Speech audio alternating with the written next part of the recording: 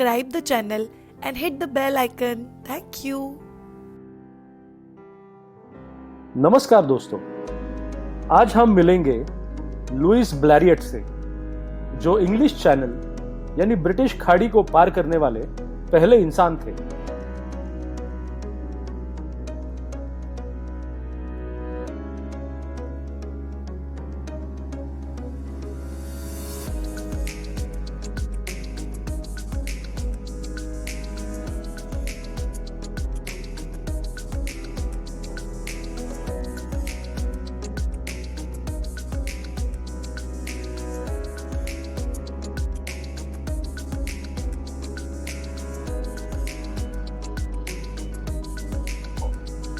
सन 1903 के क्रिसमस से ठीक पहले अमेरिका के राइट ब्रदर्स ने दुनिया का पहला संचालित विमान बनाया।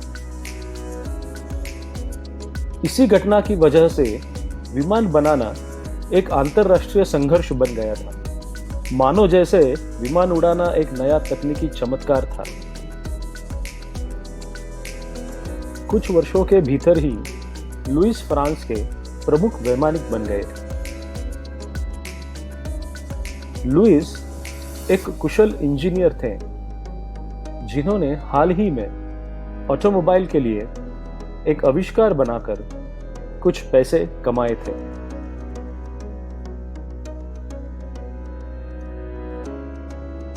लुइस ने उड़ने वाली मशीनों को बनाने और जांचने में सब पैसे लगा दिए। ग्लाइडर से शुरू करते हुए, जिसका नाम उन्होंने ब्लॉरियट 1 और ब्लॉरियट 2 रखा था, जब तक वह ब्लॉरियट 11 तक पहुंचे, तब तक उनके पास एक हल्का प्रोपेलर चलित मोनोप्लेन था।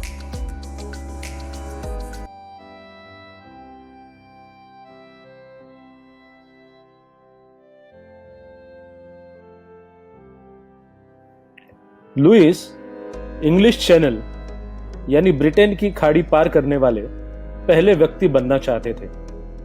यह एक रोमांचक प्रतियोगिता का भाग था, जो उन्हें 1000 पाउंड जिता सकता था, जो आज के दिन में कम से कम 1 लाख पाउंड से भी ज्यादा होगा।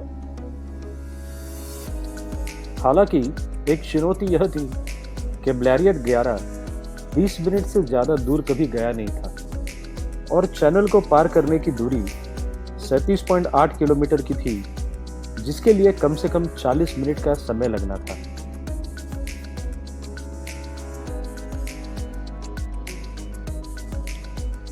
पच्चीस जुलाई 1909 को सुबह सूरज उगते ही लुइस ने फ्रांस के कैलिस शहर से उड़ान ली। यह एक आसान यात्रा नहीं होने वाली थी।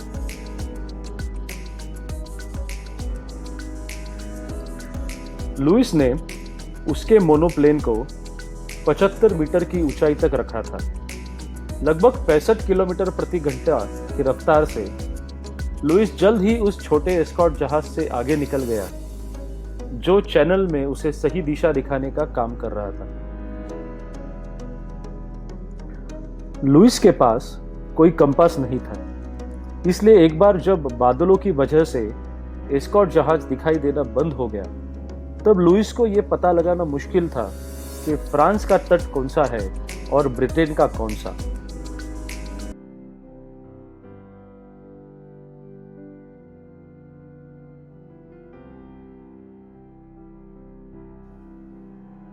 जैसे ही लुइस अपने लक्ष्य तक पहुंचने के लिए दृढ़ इच्छा शक्ति से आगे बढ़े, बारिश शुरू हो गई और उसके आसपास की हवाएं तेज होने लगी। लुइस को सब धुंधला दिखाई दे रहा था। कई इमारतों के आसपास घूमते हुए उन्होंने एक खाली मैदान में जोखिम भरी लैंडिंग की। मोनोप्लेन के पहिए और प्रोपेलर टूट गए थे, लेकिन लुइस एकदम सुरक्षित थे। लुइस ने यह कर दिखाया था। लुइस पहला इंसान बना जिसने ब्रिटिश खाड़ी को अपनी उड़ान से पार किया था।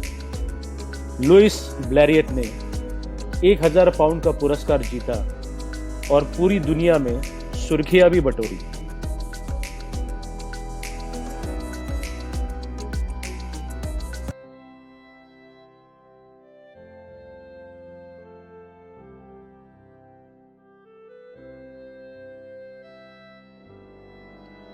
मूल ब्लैरियट 11 ने फिर कभी उड़ान नहीं भरी। हालांकि इसकी मरम्मत की गई और लंदन के सेल्फ्रिडस डिपार्टमेंट स्टोर में यादगार प्रतिमा के रूप में रखा गया।